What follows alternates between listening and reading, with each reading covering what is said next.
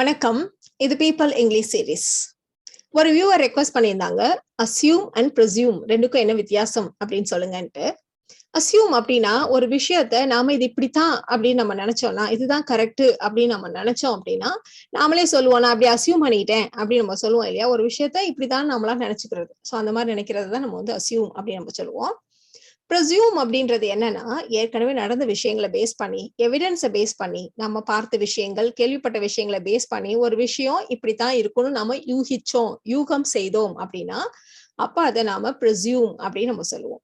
So அஸ்யூமை பொறுத்த வரைக்கும் evidence எல்லாம் எதுவும் இல்லை, லாஜிக்கெல்லாம் எதுவும் இல்லை. நம்ம வெறுமனே நினைச்சோம் அப்படின்னா அஸ்யூம். அதையே ஒரு லாஜிக்கா இதனால இதை நான் இப்படி நினைக்கிறேன் அப்படின்ற மாதிரி நம்ம சொல்றப்போ அதை நம்ம ப்ரெஸ்யூம் அப்படின்னு நம்ம சொல்லுவோம். இப்போ ஒருத்தர் லோன் கேட்டு வர்றாரு. அவர் லோனை கட்டிடுவார்னு நான் நினைக்கிறேன் அப்படின்னா I assume he would pay this loan. இதையே அவர் ஏற்கனவே என்கிட்ட ஒரு தடவை லோன் வாங்கியிருக்காரு, அந்த மாதிரி வாங்கினப்போ அதை அவர் கரெக்டா கொடுத்தாரு, அதனால இதையும் கொடுத்துருவாருன்னு நான் நினைக்கிறேன் அப்படிங்கிறப்போ நம்ம ஏற்கனவே நடந்த விஷயத்த பேஸ் பண்ணி இப்ப நாம ஒரு யூகம் செய்யறோம். அந்த மாதிரி செய்யறப்பதான் நம்ம வந்து ஐ ப்ரெஸ்யூம் அப்படிங்கிற வார்த்தையை யூஸ் பண்ண போறோம். So as he paid his previous loan, I presume he would pay this loan. So I presume he would pay this loan as he paid his previous loan. ரெண்டு பேரை பாக்குறீங்க, அவங்க ரெண்டு பேரும் சிஸ்டர்ஸ் மாதிரி தான் இருக்காங்க அப்படின்னா assume they are sisters.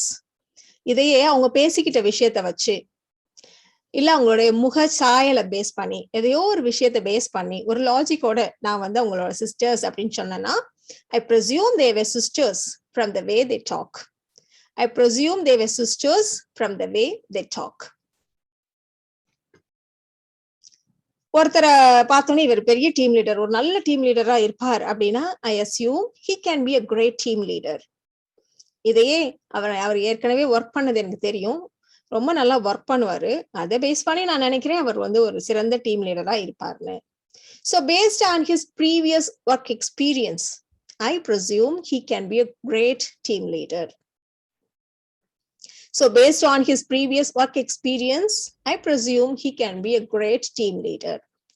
சரி, இது எல்லா சென்டென்ஸ்லயுமே நம்ம ப்ரெஸ்யூம் சொல்றப்ப கூடவே இந்த காரணத்தையும் சொல்லிதான் நம்ம சொல்லணுமா அப்படின்னா அப்படி இல்லை. இது உங்களுக்கு புரியணுங்கிறதுக்காக அப்படி சொன்னதுதான். நீங்க சும்மாவே கூட சொல்லலாம்.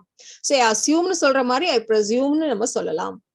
இப்போ ஒருத்தரை பாக்குறீங்க, பார்த்தாலே இல்ல அவருடைய ஆக்சென்ட வச்சோ அவர் ஒரு ஆஸ்திரேலியன் அப்படின்னு நீங்க யூகம் செய்றீங்க அப்படின்னா ஐ presume he is an Australian அப்படின்னு நம்ம சொல்லுவோம்.